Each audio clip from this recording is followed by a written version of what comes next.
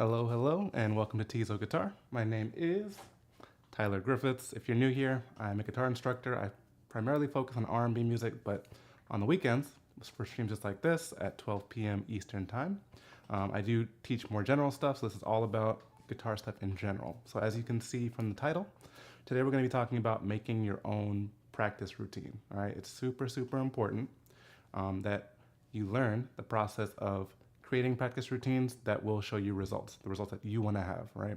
When you're just starting out, everything's kind of general, right? There's certain things that beginners just have to know before they can start actually learning songs and playing the way they want to. But as you continue to progress in your guitar journey, there's going to be things that you want to specifically branch out into. And at that point, you really want to know, how do you make sure you're getting the most out of your practice time and actually developing in the areas that you want to develop, not just kind of generally picking things off of whatever you happen to come across on YouTube or other guitar learning sites. So, excuse me. So let's start off with just the basics. So if you are a super beginner and you really don't know what to practice, you don't know what things are called, I want to make sure that you kind of are familiar with a few terms that are going to help you, because now you'll know, all right, if I know what this term is, I know I need to work on this. You can start looking for other videos, other guitar learning platforms, and just kind of focus on those areas to build yourself up to the point where now you can start playing songs. So the first thing I always teach my private lesson students is fretboard memorization, okay? So remember that, fretboard memorization. All that means is that you are learning what the notes are on the fretboard, right here, front face of the guitar, and you're learning the notes of the musical alphabet, so it's going to be the letters A through G, and you're learning exactly where they are on every string, okay? So that's a years-long process, or at least a few months long process if you're really focusing on it, but you have to know exactly where the notes are located so you know where to put your fingers to play those songs, okay? So that's one thing that we want to focus on. After that, we want to work on, or as well as that, we want to work on finger independence. So when you're just starting out, fingers kind of want to move together, right? These are the fingers of your fretting hand. So I'm right-handed, so my fretting hand is my left hand. And that's the one that's going to be actually interacting with the fretboard, okay? So what you often will run into when you are just starting out is that it's really hard to get your fingers to move independently of one another, especially when it comes to the ring and the pinky finger. Usually whenever you move your pinky finger or move your ring finger, they move together. And that's kind of a hindrance for what we want to do with guitar. So the first thing I always do is teach a drill called the spider. You might have heard it called the caterpillar. And what that really focuses on is specifically getting these fingers to work independently of one another. Let me take a quick break and show you exactly what that looks like if you're not familiar. So this caterpillar drill, it's on frets 5 through 8. That's the way I like to start it, because we're kind of in the good middle position. And what you do is you assign each of your fingers to a different fret. So your index finger is going to be assigned to fret 5. Your middle finger will be assigned to fret 6. Ring finger will be assigned to fret 7. And your pinky will be assigned to fret 8. Okay? And so how it works is you just take turns playing each note. Oh, let me make sure I got some volume. There we go. So you take turns playing each note. So index plays 5th fret of this top E string. Then you keep your index finger down, and you're going to put your middle finger down on the 6th fret of that same string. Keep those two fingers down, put your ring finger down on fret 7, play that. Keep those 3 fingers down, put your pinky on fret 8, play that. All right, once you have all 4 fingers down on the same string, here's where the independent stuff gets a little bit tougher. So now what we're going to do is we're going to move our index finger down to the A string, fret 5, so just the string below. Then we're going to keep the other fingers exactly where they are, and we're only moving 1 finger at a time. We're going to bring that middle finger down to fret 6 of the A string, then ring finger down to fret 7 of the A string, and then pinky down. All right? So it's always a matter of just moving 1 finger at a time and making sure that you force yourself to keep the other fingers stationary while you're moving the next finger. In this way, you're getting each finger really to move by itself. Right?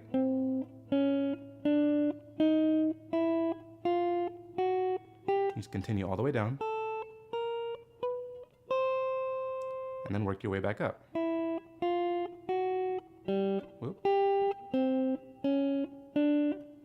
And the most crucial part about this is not about having all the notes sound perfect. It's about making sure you're hitting the right string and moving only one finger at a time. Okay, so that's the main value of this drill. Okay, and you would just go up and down, up and down.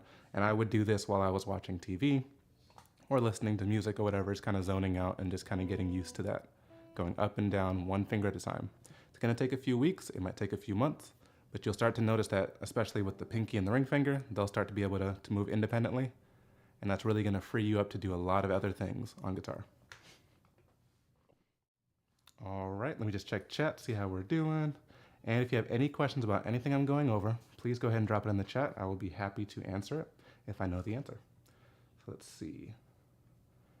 All right, Jay Bento says, good morning, doing pretty good. Awesome, I'm glad to hear that. Thank you for showing up. Hopefully this can really help you guys, and we're gonna get to the more, more custom stuff to you in a little bit. But for the beginners, we're gonna keep going. So after we've done our fretboard memorization, so that's just about learning the neck of the guitar, and I didn't really tell you how to go about that. So one thing I recommend is getting a little printout of all the notes on the neck of the guitar, okay? And we're gonna break it up really small. We're just gonna start on one string. So we're gonna start on that thickest string, the top E string, and we're gonna pluck it without any fingers on it. So let me demonstrate. So we're gonna pluck it open. We're gonna say E, E, very easy. We're gonna put a finger down on fret 1. That note is F, so we'll say F, F. Next note over on fret 2 is F sharp, F sharp. So literally all we're doing is, and this whole time you're looking at that diagram, so you're not like going off of memory just yet. You're looking at the diagram and you're just kind of making that connection, saying the note names out loud. A sharp, B, C, C sharp, D, and just kind of going down and getting used to what those are. My recommendation is as you go from the open string all the way down to as high as you want to, but at least to fret 12 is my recommendation. You want to do those in-between notes, so the non-natural notes, the notes that have sharps or flats, you want to just call them by their sharp name. So E, F, F sharp, G, G sharp, A sharp, B, C, C sharp, right? Then when you get to fret 12, I think we should start going back up, all right? But this time, we're gonna go and we're gonna call them by their flat name. So it would be E, E flat, D, D flat, C, B, B flat, A flat, G, G flat, F, E, okay? Now it's not all in one day that you would go down and back with the sharps and the flats, but you would just pick one. So maybe on Monday you just do, or for a whole week, you just do only sharps. Just going up and down on that one string, saying the names while you're looking at a diagram, so you have the answers in front of you. Say the names as you play it, and then once you get comfortable with the sharps, then maybe next week or 2 weeks from then, you would do all flats, going down and up, however you want to do it. Repeat that process from string to string, but the most important ones are the low E string, so that top one, and the A string. That's going to be the strings that have the root notes for a lot of the chords you're going to be playing. And so you want to really have a good understanding of what those notes are in particular. All right, so those first 2 strings, super important. Once you got those on lock, then go to the next 4, on the next 4 strings down. Okay. All right, I'm checking chat. So Jay Benzo says, how do you like that PRS CE24? It's really good. It's probably my best guitar. It's the only guitar I have that has a tremolo system that won't knock the guitar out of tune. So whenever I have to do any kind of playing like that, I always pick up this one. Very comfortable, good string spacing. Yeah, the only other PRS I think I really want to try is the Fiore, which is really, that's like my dream guitar. That's coming up next. All right. So far we've hit fretboard memorization. We've talked about learning finger independence, practicing finger independence, okay? So we want to make sure our fingers are free to move about the cabin as they see fit, and we want to make sure that we're practicing learning where those notes are. So the next thing is hand coordination. Really big, really, really big. So hand coordination just speaks to how well both hands work together. You really want to be in sync with both hands. It's not so much of a deal if your picking hand is hitting the string after your fretting hand, but it is a big deal if it's the other way around. So you don't want to be picking before your fretting hand is down and ready to play that note. So what that looks like. So a good example of good coordination would be fretting hand is down pretty much right before I get ready to pick it. Okay, a bad example would be plucking early. Now you're getting two notes ringing out, or you might get buzzing. So you really want to get into the habit of practicing so that your fretting hand always comes first, but it really just needs to be there like a fraction of a second before you get ready to pluck. That's the most efficient way, because you want to be able to move around, and especially when it comes to playing quickly, you have to be really quick about getting your fingers down in time and then getting them off and ready to go to the next note quickly. So it's just about getting that efficiency where right before you, or right after you land, you're plucking to the point where it just sounds like a single note. So the caterpillar is actually a really good way to practice that coordination, especially if you're using a pick. So what I like to do with the caterpillar is I like to alternate pick the caterpillar. That just means you start with a down pick, follow it with an up pick, down, up, alternating. All right, so you see the motion of my hand? And as you're doing that caterpillar drill,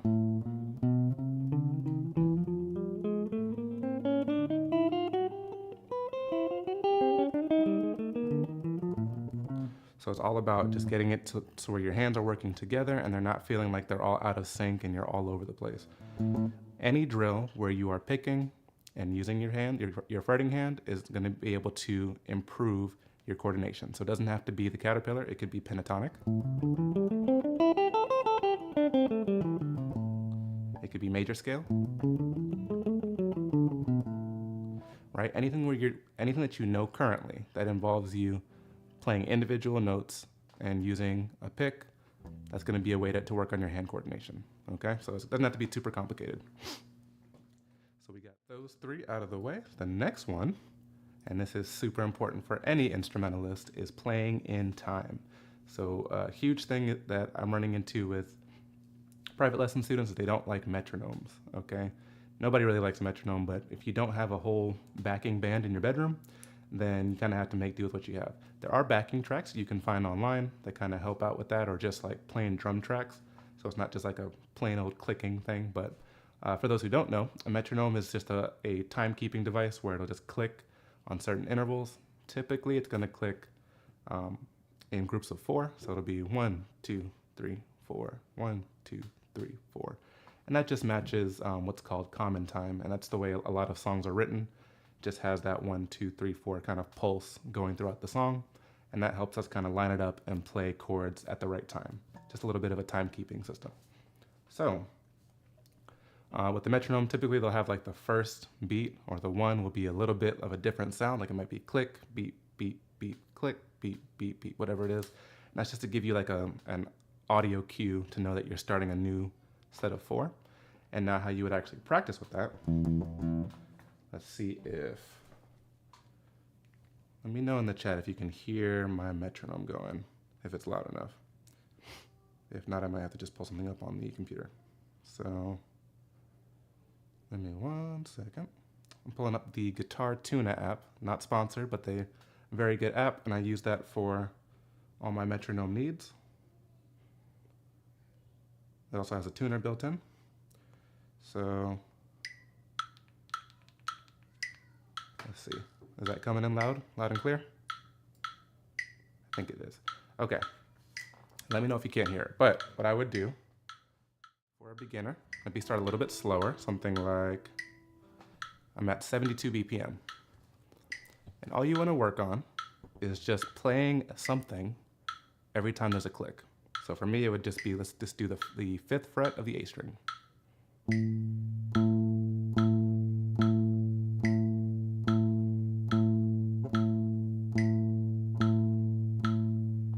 All right, not very glamorous, but the next thing that you would do is, once you get kind of synced in with it and you're really hitting it, Then you want to test yourself, right? So what you can do is you can reduce the amount of clicks that you have.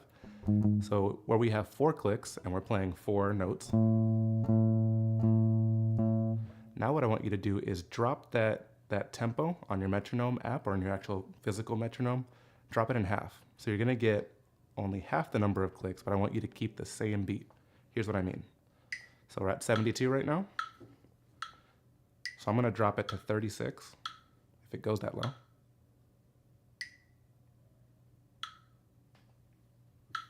All right, so now we're kind of crawling, right? And I want you to keep the same beat that we were doing before. So you're gonna basically only have 2 clicks that you'll have to line up, but you'll have 2 spaces where you won't have any click, and it's up to you to play in time.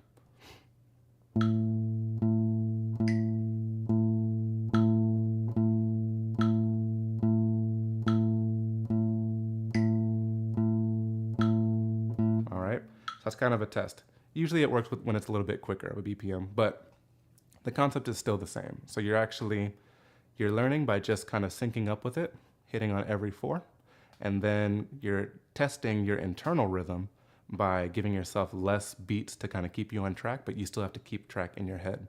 And you may have noticed when I was playing, I was tapping my foot, right? Or shaking my leg. So that's kind of a way of whether you want to shake your leg, tap your foot, nod your head, whatever it is, to get the beat kind of to feel internal so you can keep track regardless of how many clicks are going. And then it's up to you to just try and lock into that beat and make sure you're coming in whenever those beats are coming in. So that's a little bit of a difficult one. Oh, put that away. So, but that's definitely what you want to work on very early on. You want to get used to having to keep consistent and keep accountable with the time, because there's a lot of people that can learn chords and they can learn licks and stuff, but they really can't keep up when it's like a real band kind of situation where like everybody's going at a certain tempo and it's just hard to keep up because we can't keep track of what's going on around us. So definitely spend a good chunk of time working on your time feel. That's what they call it. All right. So we've gone over some of the basic stuff, right? So no matter what kind of genre of music that you're working on, you need to know the fretboard. You need to have finger independence, like those hands on the fretting hand, specifically pinky and ring are the main offenders. And then you want to have a good sense of time feel, and you want to have good hand coordination. So those are the general concepts. Now, how do we actually go about making a routine that works for you, right? Let's take a look at how we can do that. So I highly recommend, even though I went over these 4 concepts, right? I highly recommend really just sticking with 1 or at the most 2 for as long as you can to see a result that you want. It's very tempting as beginners or even intermediate players to really bite off more than we can chew. And we start learning about, I want to learn this song, I want to learn these chords, I want to start studying this stuff on music theory. And it gets to the point where we're spread so thin from learning all these different concepts that we never really get good at any specific one, right? Another mistake that we often can make is not setting clear, defined goals. So we don't actually know if we're getting better because we're kind of just practicing in a very disorganized way, or we don't really have an end goal that we're trying to meet. So I'm a big fan personally, and I'm guilty of this too, but I'm a big fan personally at this point of setting goals that are either tied to a tempo, because that's a very clear indication of whether or not you have it. If you can play something at half the speed of the song, right? You can play the chords at half the speed, then set that goal to be maybe 75% speed. You know how YouTube has like the little settings where you can reduce the speed by 0.75 or half or whatever it is. If you can play at half speed, set a goal of playing at 75%. If you can play at 75% speed, set the goal to play at the full recorded speed of your song. So something that you can, see with see or hear where you know that you're actually meeting that goal. And the same thing with like the caterpillar drill, right? So if you're doing the caterpillar drill that I just showed you earlier, and you have it going on to a metronome, maybe you can set BPM targets for improving. So maybe you can only play the caterpillar at 50 BPM right now, which is perfectly fine. Set that goal to be 60 in 2 weeks or in 3 weeks, whatever it is. The more time you give yourself, the less pressure you're gonna feel, but you have to make sure you're accountable for putting in those hours to make sure that you're actually working towards that goal. And then, if you wanna do little check-ins, That's always recommended too. Do a little check-in every 2 weeks. See, all right, what tempo am I playing this drill at? Or how many times out of 10 attempts can I play this chord cleanly with no buzzing, no muting? That's a very like defined thing where it's like, oh, when I first started out, I couldn't hit it anytime, right? And then a couple weeks later, I could hit that bar chord 2 out of 10 times. Just keeps getting better and better to where it's 9 out of 10 and 10 out of 10, and then you know you've really mastered it. So define goals, but bite-sized define goals, and really just try to stick with 1 to 2 topics. So an example would be, for this week, I'm just gonna work on learning the notes on the E string, all right? So very clear defined goal. I wanna get to the point where I know all the notes from open to fret 12, because the notes repeat after fret 12, all the notes on my E string. And I don't wanna have to look at a graphic online or a little fretboard chart. I wanna just know from just pure memorization and practicing that fret 1 is F, fret 5 is A, fret 9 is C sharp, that kind of thing. So really just narrow in just on that. Then, once you master that, now you have the goal can be on the A string or the goal can be on the D string, but give yourself plenty of time. I always say at least 3 months to get comfortable with any new, completely brand new topic or concept on guitar, and 6 months to be really like locked in with it, okay? So don't like stress out if you're not getting it after 2, 3, 4 weeks, whatever it is. My personal experience, especially with bar chords, when I was first learning bar chords, it was about probably 3 months, 3 to 4 months of just not being able to play them very well, and then kept practicing it. One day I couldn't play it, the next day I could. I don't know why it works that way, but I promise you if you keep at it, it will eventually lock in and you'll be able to do it. Okay, so if you have any more questions, go ahead and drop them in the chat. Otherwise, we will keep rolling. So once you choose your 2 topics, or 1 to 2, specifically if you can do 1, do 1. If you just can't stand doing the same thing every day for a week or 2 weeks, then do 2 topics and kind of alternate. But you really want to pick what you are weak in. It's very comfortable to go and pick up our guitar and play the same licks, play the same songs that we know. There's nothing wrong with that. That could be your warm-up. But when you really want to get better, you have to like zero in on those things that you're terrible at. So if it's bar chords, it's got to be bar chord practice every single day, all right? And like I said, put a goal to it. So if you want to learn that F major bar chord, that's the first one that beginners hate. You want to learn that bar chord, practice that bar chord, try to play it maybe 10 times in a row, 20 times in a row, and write down how many times out of 20 in your practice session that you nailed that chord, all right? Next day, do the same thing. Next day, same thing. And then keep going and you'll start seeing it's getting better. And you'll have those numbers and that proof to know you're improving, which is something that you really need to keep that motivation, because guitar has a very steep learning curve, especially right away. And there's a lot of plateaus that we hit, especially when we get to like advanced beginner, when we get to middle intermediate, and then we feel like we can maybe hit this kind of wall where it's like we don't know if we're advanced or not, whatever it is. A lot of plateaus along the way. So that to keep motivation, you have to see that you're improving, and you have to really go at those things that are difficult for you, because they're going to get better and easier as you just face them head on. Alrighty, let's see. So we got that. So with all that being said, am I practicing what I preach is a big thing, right? So I'm going to give you kind of a glimpse into my own personal practice routine and how I kind of structure it. I'm not going to go through the whole thing because it's about 30 minutes long, and 30 minutes is plenty, by the way. So let me just speak on that for a second. Consistency pays off way more than trying to do things in bulk really quickly. What I mean by that is if you can only practice 15 minutes a day, you're busy, you have a job, you have kids, you have finals, whatever it is, 15 minutes a day is going to benefit you way more than an hour, 2 days a week. Okay, so it's really about consistency. If you only have those 15 minutes, just focus on one thing. Laser focus, just do that for 15 minutes. Treat it like you're going to the gym. Zero in on that, and then go about your business, whatever you have to do. But don't try and cram. Don't try to do 4-hour session on Saturdays and think that you're going to see improvement. Like, you really have to get the muscle memory, and that only happens over time with repetition. Okay. So I wish I would have known that too. That's something that I used to do, is just try to practice a ton on the weekends. It didn't make much of a difference. Just consistent practice every day, way better. Okay, personal practice routine, right? So the things that I'm weak in. So I'm particularly weak in improvisation, especially like when it comes to like a jazz context where there's fast chord changes and extended chord voicings. So that's one thing that I'm kind of trying to zero in so I can make sure that I can always basically play whenever I'm needed to, play off the top, okay? And so that's really a skill that comes from years and years of soloing and learning how certain chord progressions work, so on and so forth. And so my attempt for that, in order to get better at that, I have an app called, what is it called? iReal Pro. Let's see, it's on iPhone and on iPad, I have it on there. Looks like this. Oh, I have to re-download it. It's basically an app where it has a bunch of progressions. So it lays out the progressions for you, it plays the backing track, and then you have to kind of get ready to play over those individual chord changes.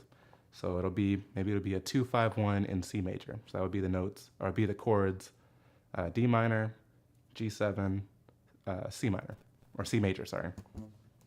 So what I do is I prepare to play over those specific chords. So it'll be if it's a D minor, I know I can play a D minor arpeggio. I can play the D minor pentatonic scale. If it is a G7, I could play the G mixolydian scale. Don't worry about all these fancy things. But the point is, I'm trying to break it down to where if I want to get better at soloing over chords, I have to know what can I play over each chord. All right, so I take that approach and I say, I'm going to break it down. I'm going to make sure I know what I can play over a D major chord, C minor chord, whatever it is, and then actually jump into the pool, right? Jump into the deep end and start actually trying to improvise. Does it sound good? No, does not sound good. But I am learning and getting quicker and responding to that. It's not fun to practice that, but I'm treating it like it's a workout, right? I want to be able to improvise off the top of my head and sound like I know what I'm doing. So you have to really kind of face it head on. Another thing that I am not particularly great at is picking fast and clean at the same time. Usually I can do one or the other, but I really wanted to develop my technique to where I could play like George Benson type licks, where they're really quick, really defined, and that involves really kind of studying his picking technique, which there are a ton of YouTube videos on it. If you're not familiar with George Benson, he's great. R&B, smooth jazz, general jazz musician, really fast, clean playing. And so what I had to do is start very slow. He has a technique, and I'll show you it real quick.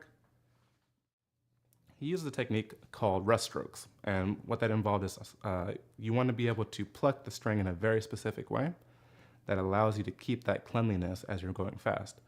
And so what he does, and what people on the internet who have played with him or have kind of reviewed his technique, he kind of angles the pick.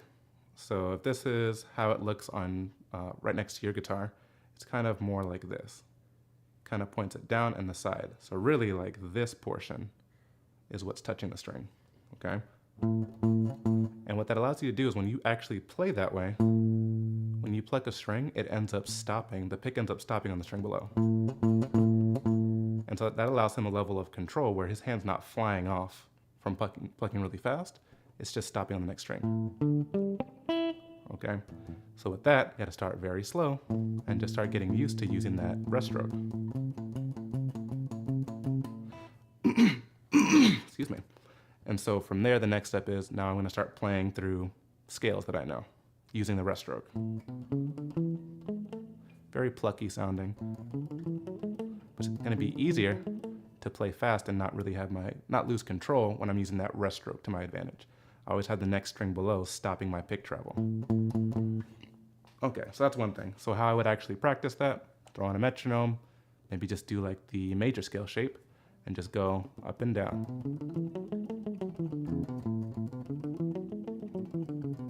And then set my metronome tempo a little bit faster each day. Right, and just keep working at it until it feels clean. Maybe I play without the palm muting to kind of test myself.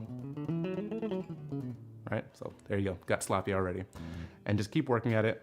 And so now I can say at the end of the week, I want my BPM to be 135. I want to be able to play cleanly at 135.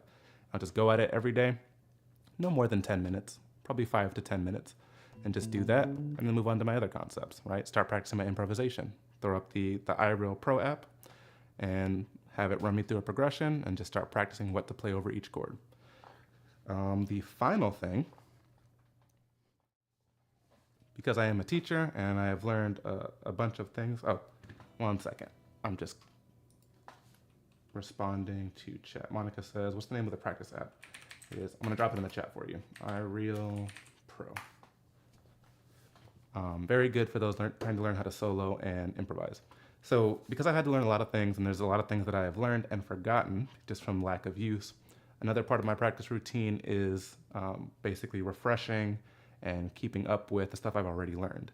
And so a really good thing, right? I just talked about fretboard memorization. So I have a drill that I typically do that's called the fretboard note location speed drill. If you have a better name for that, please drop it in the chat. But what it involves is playing all the instances. Let's go to camera 2 again, a lot of switching. All the instances of all 12 notes from fret 1 to fret 12 on each string. So how that goes, if I want to pick the note C, and I usually start with C, it would be 8th fret, low E, 3rd fret of the A string, 10th fret D string, and it would be 5th fret G string, 1st fret B string, and then back to 8th fret high E string. So I would go through all those, right?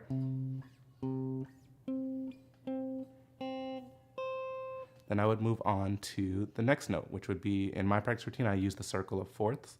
So it would go to F, so you do 1st fret here, 8th fret, 3rd fret, 10th fret, 5th fret, nope, 6th fret, and then 1st fret. So I'd find all the Fs in between frets 1 and 12 on each string. Now, the difficulty of this is you have to go through all 12 notes, right? So all around the circle of fourths. And then the way I kind of test myself is I make sure that if I play any single note incorrect, like you heard me do earlier, or if I play any note with buzzing or muting, doesn't sound right, I have to start over on that note. So if I got all my C's right, that's fine. If I mess up on the F, I have to start back over on the low E string and find it again. And then I don't miss it that time. Then I can continue along the circle. So I go through all 12, and I try to do it as fast as I can. Okay, so that's the test, right? Finding notes very quickly. Try to do it as fast as I can through all 12, and then I see what my time is. So when I first started doing this drill, it took me about 8 minutes to play through with no mistakes, all 12 notes on every location between frets 1 and 12. All right, embarrassing, but I'm telling you the truth. And then as I continued to work on it, week after week, did it for about just 3 attempts every day. So I go through all 12 notes, that's 1 attempt. Did that 3 times, time myself every time. And after, I wanna say, at least 2 months, I was able to get all 12 notes, run through the drill in about 42 seconds, cleanly. Every note sounded good. So that's definitely something where you can see the improvement, right? Because now I've been tracking the times. I know I went from 8 minutes down to 6 minutes, down to 4 minutes. I'm making less mistakes. I'm getting it in my muscle memory, what it feels like to move around and find those notes. And I'm seeing my improvement with numbers, you know, so no one can say I haven't gotten better and I'm wasting my time, right? You know for a fact, it used to take me 8 minutes to do this, now I can do it in 42 seconds. If I had to do it right now, probably not 42 seconds, gonna be honest, but I have to go back and relearn that and make sure I'm keeping those skills up. So very important. Alrighty, so that's kind of that. And those are really the only 3 things I'm working on. Just picking fast and clean, memorizing or making sure I memorize where those notes are and can still find them quickly, and improvising. So those are my weaknesses, and those are some things I need to keep up with, and so I just kind of put those in my practice routine. And then everything else, of course I have to play more, I have to learn songs for the channel, and I have private lesson students I have to prepare content for and stuff like that. But as far as my own personal goals, I try to keep it very simple. So hopefully that helps you when it comes down to you. Pick your 2 concepts. Think about how you're going to track your progress to make sure that you can physically see either you're getting faster, you're hitting that chord more out of 10 times, you're hitting it more than you initially started with, those kinds of things. And then just keep it really simple and then track your progress. And if you can, I would definitely say keep a guitar journal. Get like a composition notebook or something and just write down the date, what you worked on, and for how long. And then keep your goals written in there too, so you can kind of check them off as you're going through. But that's really just about it. So if you have any questions, I'll open the floor up for questions now.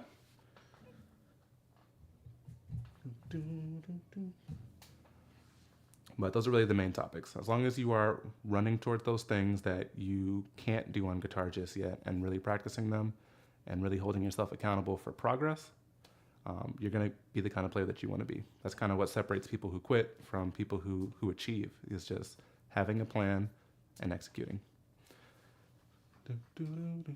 So that is about that. Go ahead and drop your questions if you have them. If you are looking for someone to kind of help you out in your guitar journey, I do offer private lessons. I offer them via Zoom. So if you're interested in that, go ahead and drop an email to tizoguitar, just like the channel name, tizoguitar@gmail.com, and I'll get back to you with some information as soon as possible. As far as if you are someone who is focusing primarily on R&B, I do have a chord library put together of 35 different voicings that are specific to R&B music. They're the most common chords I've come across playing for 15 years. And so I wanted to put that all together and just kind of give you a focused set of, these are the chords I need to know to play R&B, basically. So if you're interested in that, it's called Tizo's R&B Chord Library, Volume 1. Volume 2 is in the works. And you can find the link to that in the description below this video. Alrighty. And see that I hit everything. Oh, YouTube's blurb. So if you got any value out of today's lesson, please remember to hit that like button for me, subscribe if you haven't already, and click the little notification bell. That way you get notified whenever I go live or drop a new video. I don't want you to miss anything, and it greatly helps me out, and it's free for you. If you have any requests for future live stream topics, typically my Saturday live streams are general guitar knowledge, stuff like this, and Tuesday night live streams at 8 p.m. will be song tutorials, okay? So I hope to see you back on Tuesday. But if you have any suggestions for songs you want to learn or concepts you'd like me to cover on the channel, drop them in the chat, drop them in the comment section if you're watching this later on, and I will do my best to see what topics are popping up a lot, people are requesting a lot, and I'll get back to that. All right. Let's see, check in chat. Jay Benzo says, I've been looking a little bit into the cage system. Can you explain in your own words what exactly it is and what it is used for? Absolutely. Give me 1 second though. I've been doing a lot of talking. Let me get some water. So the cage system is a method of mapping out the fretboard. That's how I look at it. It's a method of mapping out the fretboard using really common chord shapes. So if you have been playing guitar for a little bit, you probably come across the open chords that we all learn, our G major, C major, D major, E minor, A minor, whatever it is.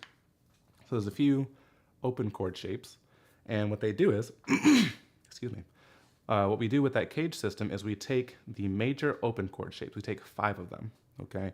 Cage is an acronym, so we start with C, A, G, E, D, all right, cage system. C is C major, A is A major, G is G major, E is E major, and D is D minor. So in order for you to make use of that cage system, you have to know those open chord shapes first, all right? Secondarily, now what we do is we take each of those open chord shapes and we kind of turn them into closed voicings. Let me show you what that means.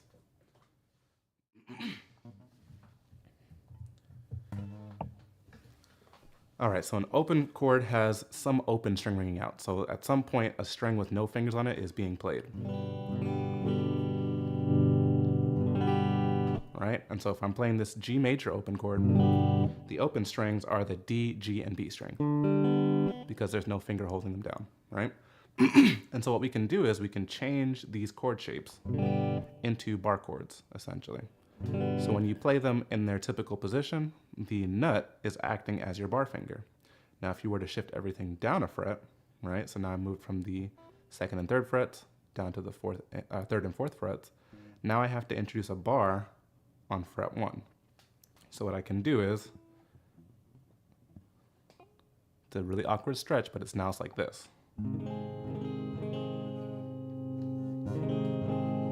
Okay, typically I play that shape without playing the bottom E string, so it's a little bit more comfortable. But now I've created a shape where I can move it, and it's all based off of that initial G major chord. I'm just moving around my fingers and turning it into a bar chord that can be moved. Now the cage system works in such a way that each chord, the C major chord or C major shape, is connected to the A major shape. The A major shape is connected to the G major shape. G is connected to E is connected to D, and D is connected back to C. It's a cycle within that cage system. And so you can use what is called the shapes, the C shape, A shape, G shape, and connect them to play the same exact chord 5 different ways. So the first way, so if I'm doing G major, right? I'm gonna play it like this. That's our G major chord. All right, so the G major in the caged acronym, G is right next to E, right? It's followed by E. So the G connects to the E. So this is our G chord. If I want to play another G major chord with a different shape, I can play what's called the E shape. So both this chord and this chord, they're both G major chords, but I'm using the E shape for that second one. And it comes from the E major shape, right? Which you may or may not play like this, but it's the same principle. Take our E major open chord, drop it down a fret, introduce a bar. Now we have a movable shape. So that bar chord, that major bar chord, is now a movable shape where we can match it. So we call this the E shape. We call this one the G shape. The A shape looks like this. The D shape is probably the most awkward, but it's shaped like that. And it's all just taking open chords, turning them into closed voicings where every note you're playing has a finger down. Whatever it is, some people play it like this. And so it allows you to move up and down. So G major, G major, G major, G major, and another G major right here. Or sorry, G major would be here. So, that's A, sorry. But in any case, it connects. So G connects to E, E connects to D, D connects to C shape, and C shape connects to A shape. And it just repeats on and on until you run out of space. So what that allows you to do on a basic level, it lets you map out 5 different locations for every chord that you have. And there's C shapes for, or there's cage shapes for major chords, major 7 chords, minor 7 chords. They're all available to you, but it's just a matter of learning the major chords first and how they connect, and then you can build other things on top of that. It can get pretty advanced, but just think of it like that. It's like a way of mapping out chords all over the fretboard. And then later on, as you get more comfortable with it, you can add in scales and arpeggios that are based off those same different cage shapes. All right, so that's a lot of information, but that's the gist of the cage system. And I am more than happy to go into that in greater detail in a private lesson with anybody who is interested. But yeah, that's about that. Hopefully that helped you out. And I'm going to go ahead and get out of here. You've been great. Thank you so much for coming in to watch. If you're watching a little bit later, please don't forget to do all the fun stuff the algorithm loves so more people can find my content and join the party. All right, so thank you so much. Enjoy the rest of your weekend. Have a great week. I will see you on Tuesday, 8 p.m. Eastern. Bye-bye.